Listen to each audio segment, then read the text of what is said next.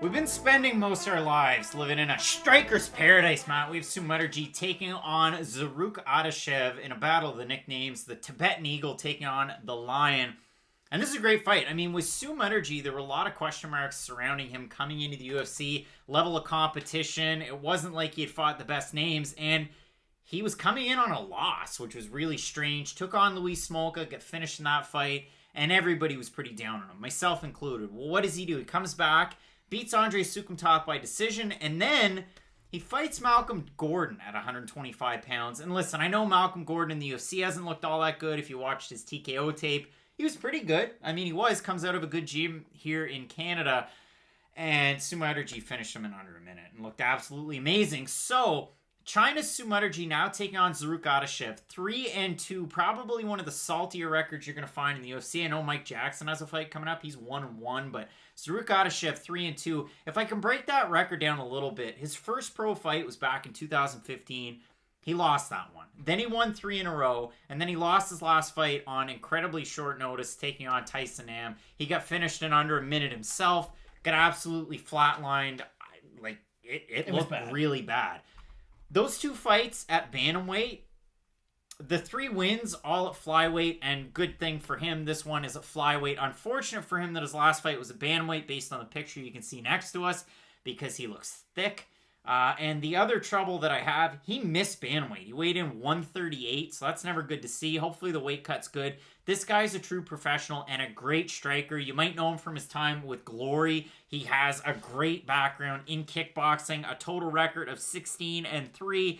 And I mean, in MMA, didn't really take on the best level of competition. Christian Medina in Bellator, 0-1 at the time. Ron Leon, 0-2. And then Tevin Dice was 3-1. He hadn't really faced a great level of competition. Adashev had a decent first round. In the second round, just lit a fire under his ass and beat up poor Tevin Dice. So that's pretty much the story on Zarrukh Adashev so far. Very polished striker. He's been getting better at his wrestling. You've seen a progression fight over fight, which is nice to see. He had a long layup between his first fight against Cody Mooney that he lost by submission and the next one against Christian Medina that he won. But overall, Zarrukh Adashev, pretty limited in his game. I mean, again, he only has 5 MMA fights. He's very much a striker, and that's what he's comfortable with. And for Sumudaerji, again, you might not love the record, and you might not love those 2 fights sandwiched in there in the losses, but overall, he's really shown some flashes of brilliance in the cage. Hopefully, for Uzbekistan, Zarrukh Adashev, we get to see some of that. I'm eager to see this fight. It should be a good one. It really will be. I think this should be a phenomenal fight. Zarrukh Adashev is in a really weird position right now, and I think you can draw upon some examples of other primary kickboxers that we've seen transition over into MMA. Look at Brad Riddell. Even go back and look at Brad Riddell's earlier fights in MMA. His striking doesn't look that good, and it's not because now he's training MMA striking. It's because now he's comfortable with his level of grappling along with his striking. So he's not constantly throwing strikes thinking, okay, well, every time I do this, I'm going to leave myself open for the takedown. It's more just a level of comfort that Riddell has been able to get. Fiziv's another guy, like Chikaze, like there are other examples. Adashev is in the early stage of his transition to MMA. You can tell that, yes, if he is able to get into these long, extensive striking battles in MMA, he'll be able to have great success.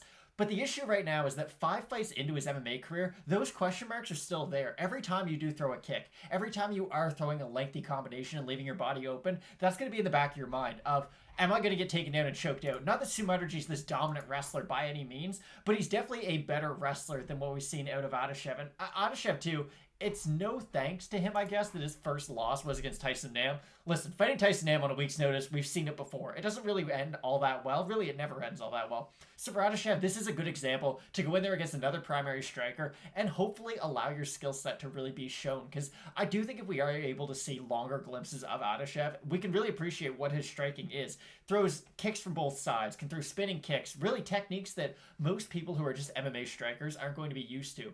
The issue is, Sumudaerji is on an absolute heater right now, and he was a guy who, I agree with you, after that Smolka fight, it's not like I expected Sumudaerji to have a very long and prosperous UFC career, but coming off those last 2 wins, and especially the Malcolm Gordon win, where going in, listen, we like Malcolm Gordon, TKO alumni, he has a match, or at least a style that you think would give Sumudaerji issues. That wasn't even a competition. Mudaerji just went out there, dominated him early on. And again, I'm not going to predict that we're going to get a Sumudaerji early knockout, but I just like the level of comfort that Mudaerji has with his overall MMA game. And yes, he's a primary striker, but I do think this is a good example of your primary striker who, as a striker, Mudaerji might not be as good as Adashev, but he has all those other tools in his MMA game plan right now, where Adashev is slowly starting to incorporate the wrestling and the jiu-jitsu components. So yes, Adashev might be the better pure striker, but the fact that he doesn't have all those other components into his game yet are going to show that his MMA striking isn't at a high enough level to be with Mudaerji. And Sumudaerji coming in here, it says 25 years of age over in Topology, so maybe it is on his birthday. Exactly. Congrats. We'll have to see about that one, but overall 11 knockouts in MMA out of his total 13 wins. It's a very interesting one in terms of the picks over on Topology. 438 so far. 95% with Sumudaerji and 77% having to win by knockout. If we have a look at the odds, Matt, Sumudaerji opened a minus 265. He's now minus 384 on best fight odds. For Zarrukh Adashev, plus 205 to a plus 296. I think unless Sumudaerji makes a huge mistake in this one, he should be able to win it. Again, it's not totally based on the fact that it's a guy that's 13-4 taking on a guy that's 3-2. But Zarrukh Adashev, out of the wins, you got to consider this.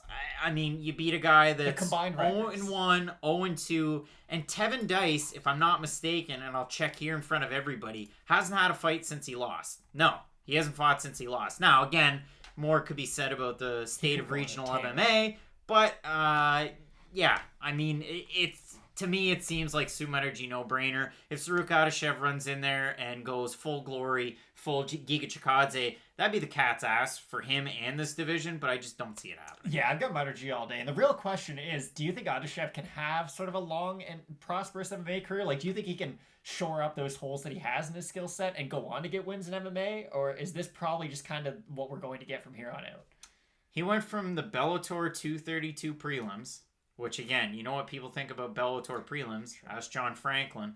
But he went from the Bellator 232 prelims, McDonald Lima 2, great card, to fighting Tyson Nam and getting knocked out in 32 seconds. Like, it's the same thing in this fight as it is with Mike Davis when he went from Gilbert Burns to Thomas Gifford. You went from Tyson Nam, Sumudaerji, and then all of those guys that really inflated your record, but didn't really pose you the biggest threat. So, for me, Zarrukh Adashev being in the UFC, it's really going to stun his growth in MMA being at this stage. And it's unfortunate. It really is. Yeah, no, I agree. All right, Matt. We're both going with China's Sumudaerji to get the win. Really looking forward to this card overall. We got a great main event between Michael Chiesa and Neil Magny. So keep it locked in with Fight Night Picks, Matt. As we always say, let's get into it.